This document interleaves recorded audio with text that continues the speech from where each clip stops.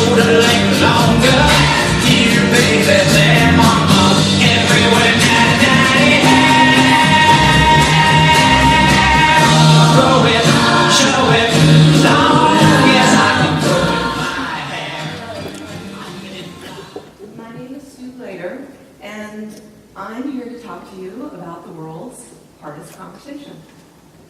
You know, the one where you tell your child that little being that you've made in love, that you fiddle with, that you fuss over, that you do everything that you can to protect, when you tell that child that you have cancer.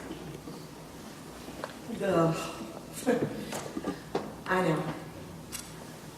You know, too often children are left out of compelling conversations, especially when fear and shock and uncertainty overwhelm us.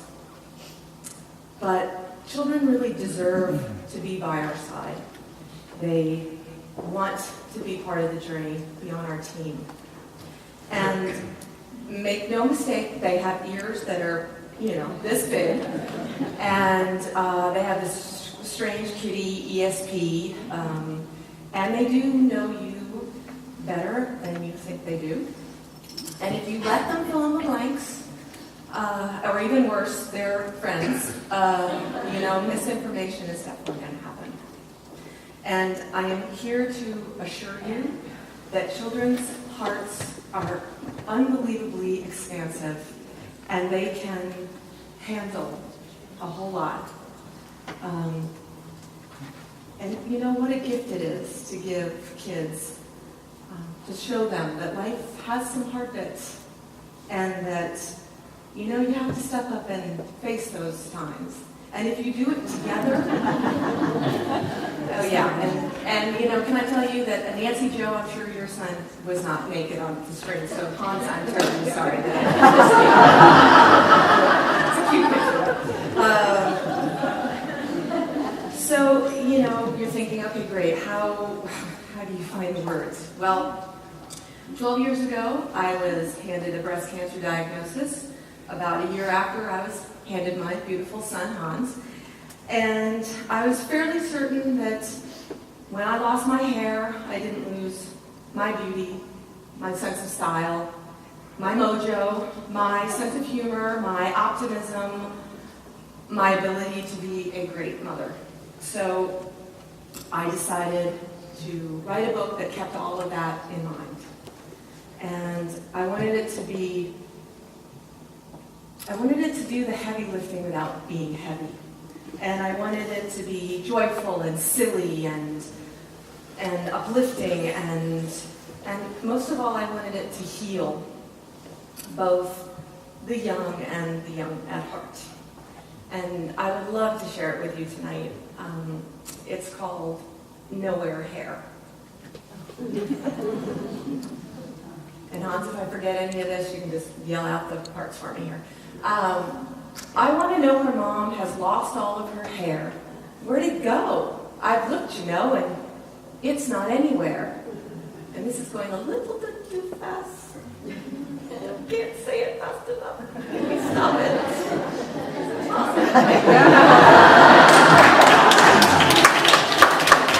I knew it would screw up on mine. You know, it's just live performance. My shoes.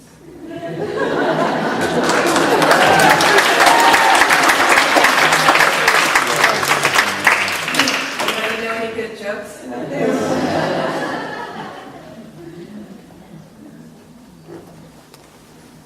Okay, we're working on it. Okay, now, in front. Okay, anybody, give me a word. No, I have a comedian on the stage. Help me.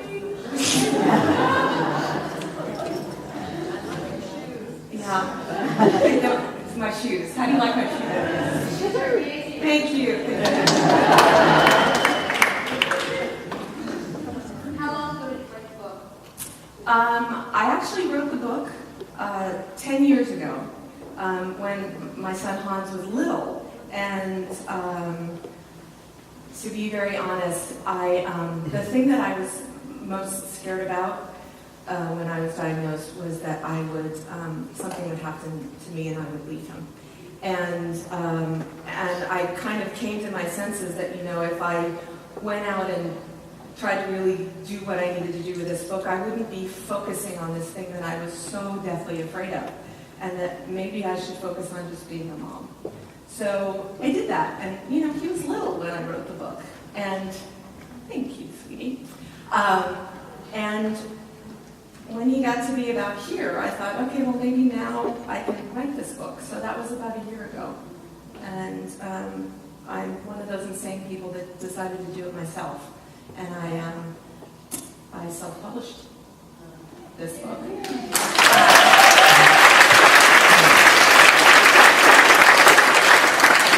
Yay! And there it is. Okay.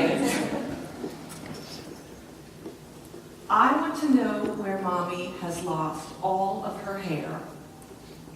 Where'd it go? I've looked, and it's not anywhere. She didn't hide it in her purse. Or in the cookie jar. I've even peeked beneath her bed and searched our big blue car. She might have given it to a cat who needed a warm cloak. Or made a matador a cape to stop those horns that poke. A sparrow might have taken it to warm her fancy nest.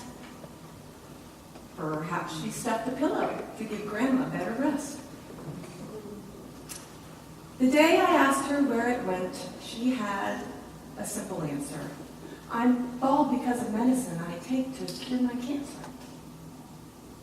It wasn't something that I did, or said, or even thought.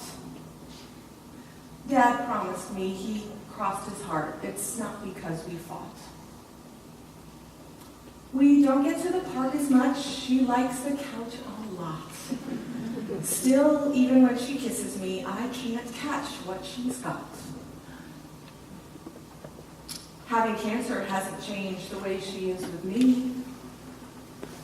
She's given me her very own Mom loves you guarantee. It makes me scared that she is sick. I want her well right now. She says, be patient, little one. That seems so hard somehow. What's different now is all these hats. There's one for every mood.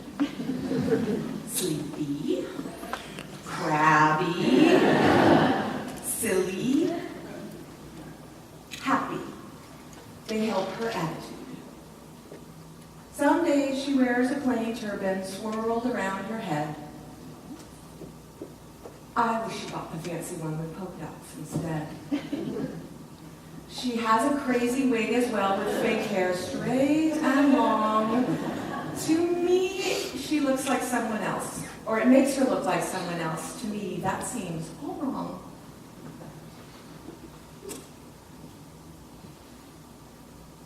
When Mommy's feeling confident, she wears nothing at all. She says, it's like my first hairdo when I was very small. So, if you see her, please be kind. Don't snicker and don't stare. I'm thinking that's what you prefer if your own hair was bare.